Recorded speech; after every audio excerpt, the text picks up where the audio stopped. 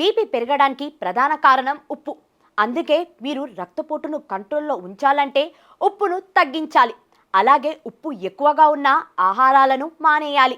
మీరు రోజు తినే ఫుడ్లో ఉప్పును తగ్గించి మసాలా దినుసులను వాడి ఫుడ్ టేస్ట్ను పెంచాలి. దీనివల్ల మీ శరీరంలో నీటి నిల్వ తగ్గుతుంది. అలాగే రక్తనాళాలలో ఒత్తిడి తగ్గుతుంది. మీరు రోజు అరటిపండ్లు, టమాటాలు, ఆకుకూరలు వంటివి ఆహారాలను బాగా తినాలి. ఇవి సోడియంను మీ శరీరం నుంచి బయటకు పంపడానికి సహాయపడుతుంది. అలాగే రక్త కణాలు ఆరోగ్యంగా ఉంచడానికి సహాయపడుతుంది. రక్తపోటు అదుపులో ఉండాలంటే మీరు ప్రతిరోజు అర్ధగంటైనా వ్యాయామం చేయాలి. ఇది రక్తపోటును నియంత్రించడంలో చాలా ఎఫెక్టివ్గా పనిచేస్తుంది. ఇందుకోసం జాగింగ్, సైక్లింగ్, ఫాస్ట్గా నడవడం, స్విమ్మింగ్, డాన్స్ వంటి కార్డియో వ్యాయామాలు చేయాలి.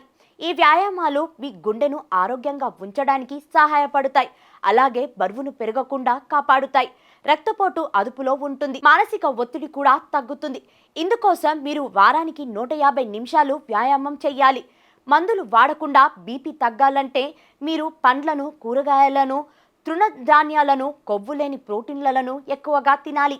ఇవి మీ బీపీని నియంత్రణలో ఉంచడానికి సహాయపడతాయి.